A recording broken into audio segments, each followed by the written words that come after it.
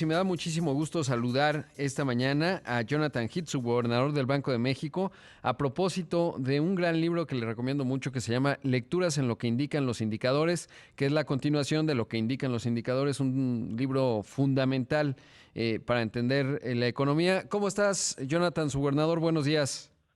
¿Qué tal? Muy buenos días. Gracias por tomar Muchas la llamada gracias. tan temprano y el lunes. Y bueno, primero saber, pues, que le cuentes, por favor, a nuestro público de qué va lectura en lo que indican los indicadores. Bueno, es un compendio de 36 lecturas en 3 volúmenes, escrito por como 30 diferentes autores, todos sobre temas de economía, de cómo analizar la coyuntura económica. Hay lecturas sobre la inflación, sobre el Producto Interno Bruto, sobre el desempleo, sobre las reservas internacionales, política monetaria, remesas, toda una serie de lecturas y todos para tratar de entender cómo es que se debe de analizar todos estos fenómenos económicos. Sí, la verdad es que son economistas de primer nivel. Por ejemplo, estoy viendo en el volumen 2 El rey de los indicadores. En ese caso tú escribes del PIB realmente de manera muy profunda, pero también creo que es clave porque permite entender a cualquier persona, pues justamente estos indicadores. Luego está, por ejemplo, justamente indicadores de coyuntura de las finanzas públicas para entenderlas. Está la inflación, el cálculo estadístico de una enfermedad social, que está escrita, esa está, ya la perdí, pero justamente pues está escrita por Javier Alejandrina. Salas Exactamente, o Alejandrina Aidos sí, sobre inflación. exacto. O Gerardo Esquivel, que escribe también su gobernador del Banco de México, Indicadores de Desigualdad, Conceptos y Evidencia para México. Digamos, ¿por qué profundizar en lo que indican los indicadores? Que creo que ha sido un libro realmente muy, muy exitoso, pues a nivel, digamos, de la difusión y del entendimiento justamente de la economía y sobre todo de lo que vamos leyendo todos los días con las cifras que va revelando el INEGI. El libro original fue escrito ya hace casi 10 años y necesitaba una segunda edición, pero pues tendría que tomarme otro sabático para poder escribir Claro. la segunda edición.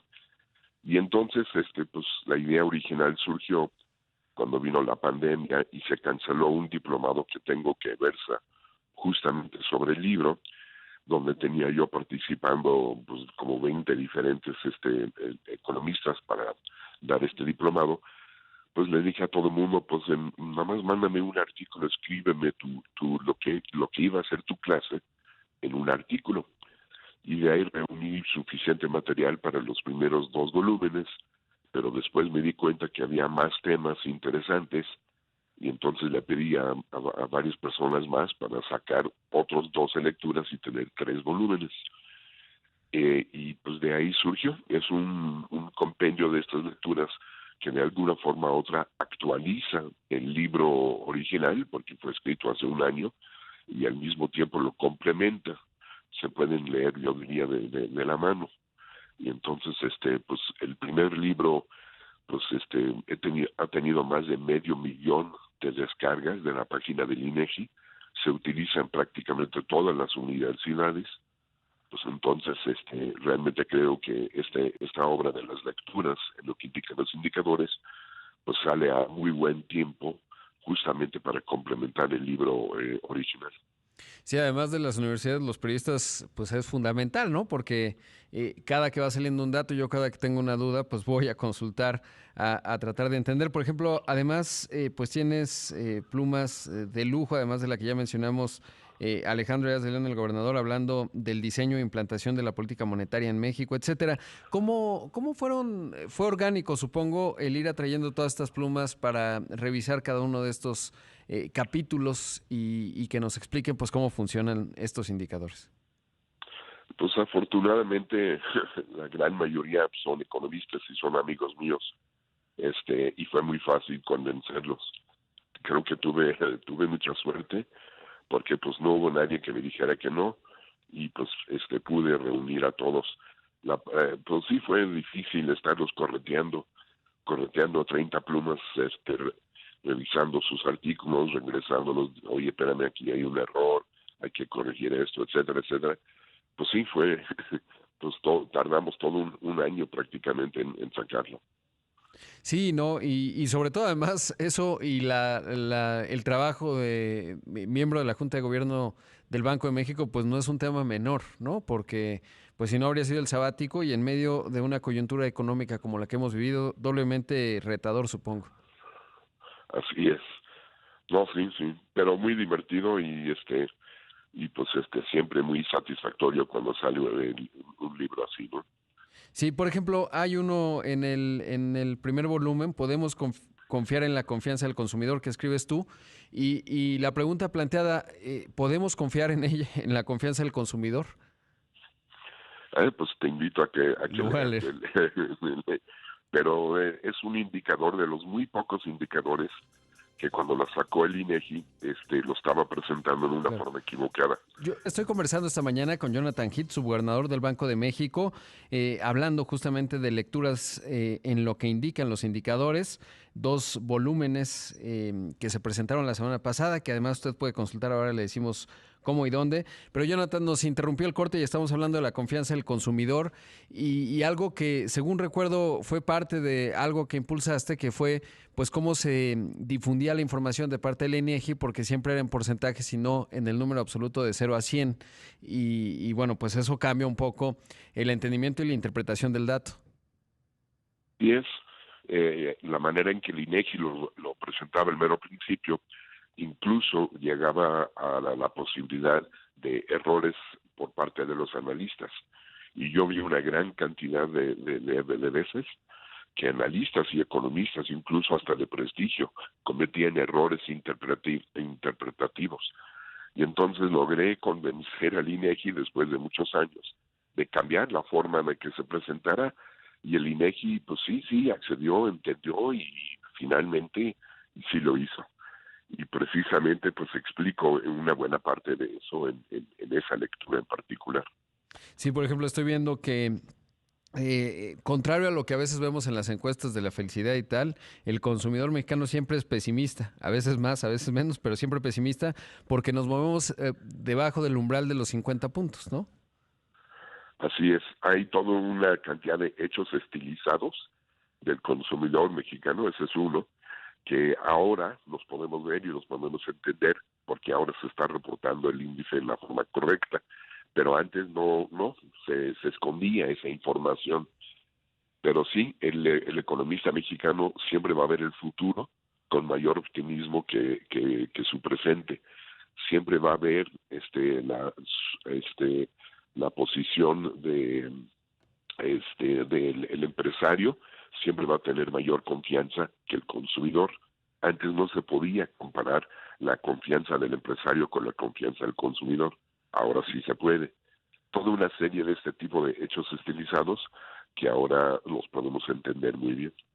Claro, por ejemplo, hoy se publica la encuesta mensual de opinión empresarial, el de pedidos manufactureros, los indicadores agregados de tendencia y expectativas empresariales, y publica también el INEGI indicadores de confianza empresarial. Y entonces uno puede ir al libro y Sergio Martín Moreno pues nos explica exactamente qué son, cómo se hicieron y para qué sirven. Y creo que eso es fundamental, al menos a mí me ha servido durante muchos años, que cada que sale un indicador voy y leo, aunque uno piense que ya sabe, pues después te das cuenta que hay detalles importantes y creo que es una buena forma de ir aprendiendo mucho, ¿no? De la economía y sobre todo los indicadores. Exactamente, de eso se trata el libro precisamente, y pues muchísimas gracias, Rodrigo. No, pues la verdad es que es verdaderamente fundamental. Ahora, es inevitable preguntarte, pues, ¿cómo interpretar el dato económico que conocimos el viernes, la estimación del Producto Interno Bruto, que pues tuvo una variación negativa trimestre a trimestre? ¿Cuáles son tus reflexiones a propósito del dato? Ese es otro dato que precisamente muchos economistas estaban interpretando mal, curiosamente. ¿Por qué? Porque el INEGI lo que nos está reportando, esta tasa, nos da la tasa trimestral de una caída de 0.2% y nos dice que también el mismo PIB es 4.8% mayor que el mismo trimestre del año anterior, Ujú. pero no nos da el valor del PIB tal cual, y no nos lo da porque estas dos tasas son compatibles con una revisión de los trimestres anteriores que hay que tomar en cuenta. E incluso si no tomamos en cuenta los valores anteriores del PIB que van a cambiar, la caída de 0.2 no es compatible con la tasa anual de 4.8. Y entonces lo que quieren hacer todos los economistas es, yo ya sé la información del IGAI hasta agosto, Ujú. con esta información que es de todo el trimestre, voy a imputar el valor de cómo creció septiembre. Pero si yo utilizo la caída de 0.2, resulta que septiembre debería de haber tenido un crecimiento de 3.8. Pero si yo utilizo el 4.8, que es la tasa anual, para imputar el valor de septiembre, resulta que septiembre nada más creció 0.5. ¿Cuál de los dos valores es el correcto? Pues en principio los dos son correctos, pero ninguno de los dos se está tomando en cuenta que los datos anteriores seguramente van a cambiar. Entonces no podemos imputar ese valor de septiembre realmente, tenemos que esperar hasta el 25 de noviembre, cuando sale el cálculo tradicional del PIB y nos da toda la información completa. Claro, y por eso ponías en un tuit que yo te sigo y recomiendo a todo el mundo que te siga en @JonathanHeath54, ya puse hace un rato tu tuit porque pone el viernes justamente ponías, por lo pronto es prematuro revisar proyecciones del año para el PIB, y entonces me hizo sentido, digamos, en parte, que la Secretaría de Hacienda mantuvo sin cambio su proyección de crecimiento si nos atenemos a lo que estás diciendo, ¿no? Es decir, pues no hay datos suficientes todavía. Exactamente, exactamente. Puede ser que realmente septiembre fue un muy buen mes y se repuso una parte de la caída de agosto y por lo tanto pues no hay que modificar el PIB, pero también puede ser que no, porque hay que tomar en cuenta la información de los trimestres anteriores a ver si cambian mucho o no. Entonces el 25 de septiembre vamos a tener suficiente información para poder ver y evaluar el pronóstico de Hacienda, entre otras cosas. Así es, porque estarían jugando dos factores, ¿no? Yo veía el análisis de BBVA Research y ellos decían, pues vemos que hay una mayor actividad por el regreso a clases, la economía, a pesar de que seguimos en la pandemia, se va desconfinando, etcétera. Y de hecho te preguntaban en Twitter, oye, ¿y cuál es tu intuición al respecto? Y decías, pues me inclino más por el dato trimestral, ¿no?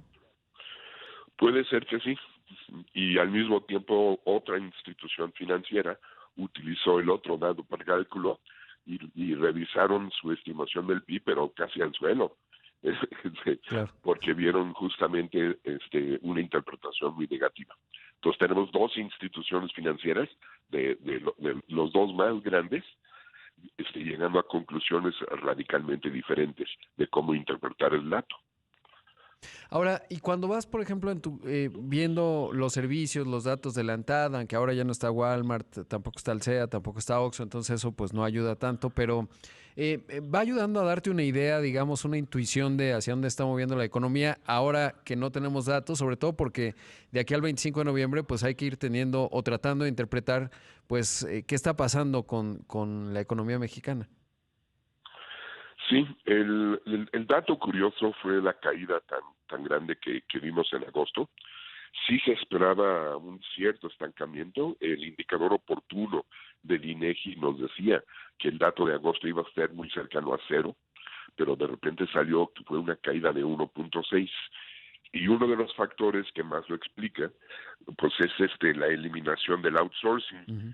que sí pesa y que cayó más de 31.4%. Si eliminamos realmente este fenómeno del outsourcing, porque no queda tan claro que está incorporado bien, entonces realmente el crecimiento de agosto sí fue más o menos cercano a cero. Fue de todos modos mal mes, pero no tan malo como aparente ser por este fenómeno del outsourcing. Y entonces, digamos, en los datos de septiembre y octubre, pues ya tendría que quedar más establecido, ¿no? Pues esperamos que sí, habría que ver, porque pues estas empresas que se eliminaron ya no van a regresar. Entonces no van a seguir pesando en datos trimestrales hasta que termine el trimestre. No sé, no queda tan claro hasta cuánto tiempo se puede disipar este efecto, y yo sí creo que se está sobreestimando el efecto del outsourcing. No creo que haya sido tan drástico su impacto, porque muchos de estos empleos se absorbieron en otros sectores, en otras empresas, y las empresas que se eliminaron, pues no se debe de eliminar todo su valor agregado, sino únicamente, por decirlo así, las utilidades de esas empresas. Entonces no debería de haber tenido un impacto tan grande como una caída de 31%, o sí, pero se debería haber reflejado en una mejoría por otros lados. Exactamente. Estoy conversando esta mañana con Jonathan Heath, subgobernador del Banco de México, hablando de lecturas en lo que indican los indicadores, un libro, bueno, varios volúmenes de ellos, desde lo que indican los indicadores hasta ahora, estas lecturas, pues fundamentales para entender justamente los datos económicos que se van dando a conocer de manera consistente.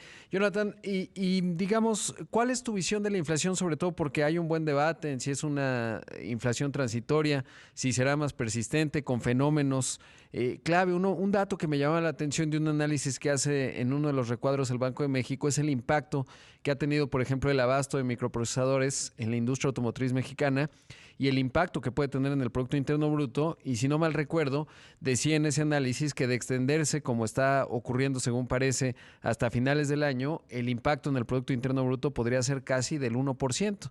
Entonces, pues hay un montón de fenómenos que están dando vinculados a la inflación y por supuesto al PIB. Te pregunto por ese primero, ¿cómo evaluar el impacto que está teniendo los cuellos de botella y el tema de los microprocesadores en la evaluación que haces del devenir económico en este 2021? Pues son varias cosas que hay que tratar de ver.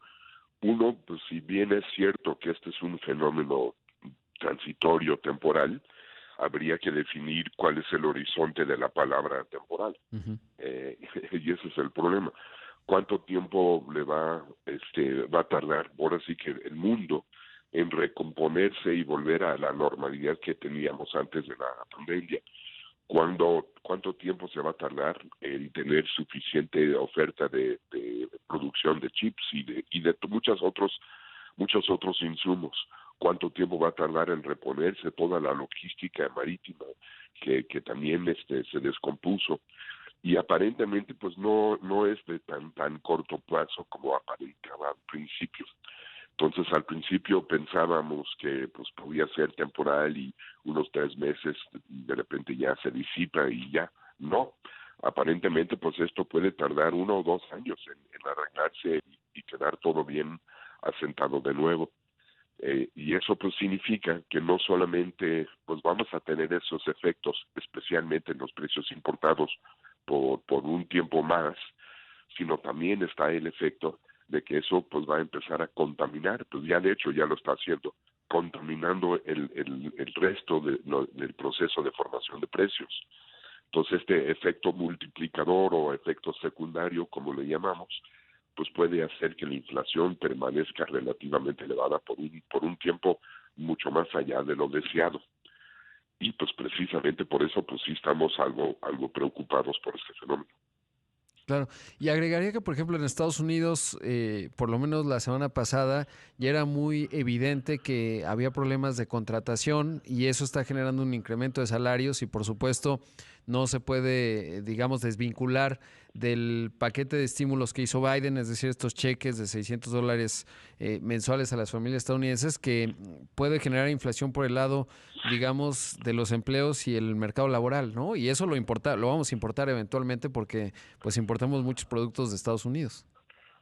Pues sí, si nosotros dividimos todos los precios en términos de a qué son mucho más susceptibles, porque hay precios que son más susceptibles a incrementos en los costos laborales, otros a los energéticos, otros al tipo de cambio, etcétera.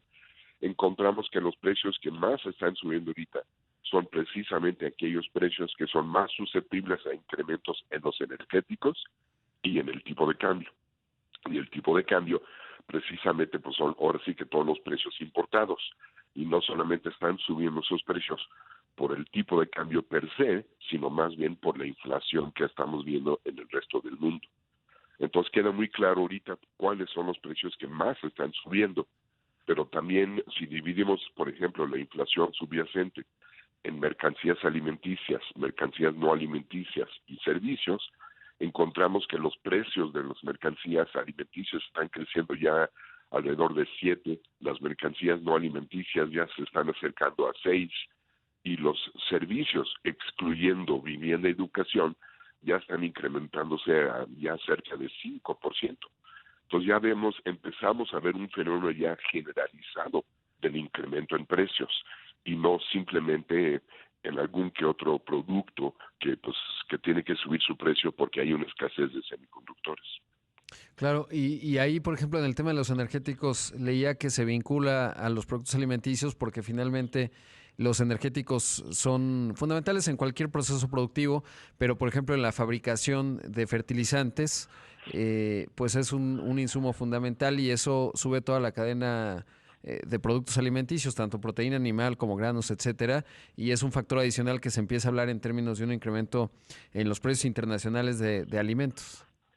Sí, y los precios internacionales de los alimentos están subiendo muchísimo más que cualquier otro, pero el problema es que si nos regresamos a México, las mercancías alimenticias son los que más han estado aumentando, pero desde tiempo atrás, Ujú. incluso desde antes de la pandemia, ya teníamos un aumento sostenido arriba de 5% en estos productos. Y eso pues preocupa ya desde hace tiempo. Y es precisamente este enlace, esta interacción entre tantos diferentes insumos, cadenas de valor, maneras de distribuirlo, pues todo está interconectado. Claro, y eso es lo fascinante de la economía. Por otro lado, y por último, preguntarte, ¿cuál, digamos, es algo de lo que se sabe poco de cómo funciona el Banco de México y la Junta de Gobierno? Porque lo hemos platicado fuera del aire, pues tú eres un observador desde hace muchos años, aquí te venía entrevistando desde hace tiempo, y qué es lo que has descubierto y sobre todo qué es lo que debería saber el público que nos escucha esta mañana en todo el país con respecto al Banco de México y su funcionamiento en lo que se refiere a la Junta de Gobierno. Pues hay una gran cantidad de temas que se ven en la Junta de Gobierno, mucho más allá de lo que uno pensaría. No es únicamente lo que está relacionado a las decisiones de política monetaria y pues y el banco en general, yo diría es una máquina de alta precisión, sumamente bien aceitado, funciona todo realmente muy bien. Hay toda una serie de defensas para asegurar de que todo se hace bien. Hay la primera línea, la segunda línea, la tercera línea de defensa, todo para asegurar de que todos los procesos se hagan perfectamente bien. O sea, es realmente una institución verdaderamente sólido. Y eso es algo que realmente pues, me impresiona no solamente desde que entré, sino pues ahora sí que casi día a día. Claro. ¿Cuál sería uno de esos temas que a lo mejor no son tan visibles que uno no pensaría que están presentes en la Junta de Gobierno? Pues hay temas que tienen que ver con estabilidad financiera, hay mucha regulación y muchas sanciones que hace el banco a las diferentes instituciones financieras si no hacen bien lo que deben de hacer. Pues hay muchos temas relacionados con emisiones, la emisión de billetes, pues que acaba de salir el nuevo billete de 50 pesos y pues al final de cuentas la decisión de cuántos billetes hay en circulación y cuántos se tienen que imprimir es decisión del público, porque el público lo determina a través de su demanda. Ujú. Entonces, por ejemplo, hace tiempo pues nadie aceptaba el billete de 1,000 pesos, pero ahora pues uno puede ir a la gasolinera y pues hasta necesita más para llenar el tanque. Exacto. Entonces ya se empiezan a aceptar mucho más y eso pues sí ayuda a que ya no tengas tantos billetes de 500 cuando vas al cajero, puedes tener menos billetes pero el mismo valor.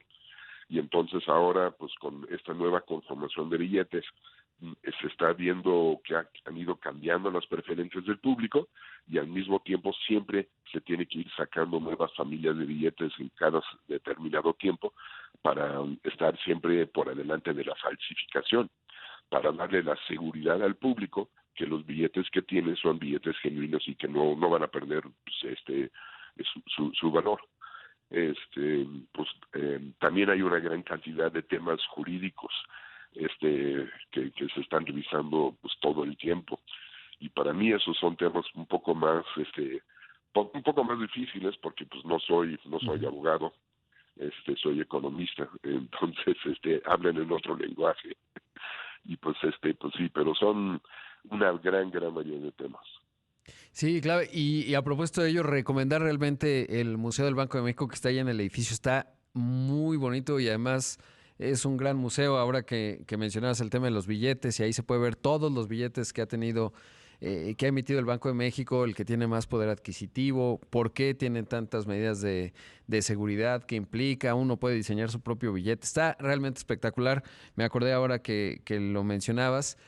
Yo creo que es uno de los mejores museos y que además, pues ahí se ve, incluso tienen uno de los pilares del recinto, digamos, a donde uno está ahí en el banco, pues tienen los pilares del propio Banco Central, y ahí uno puede ver de manera muy táctil, muy visible, pues la importancia del propio banco. Por último, Jonathan, ¿dónde encuentran lecturas en lo que indican los indicadores, los que nos están escuchando?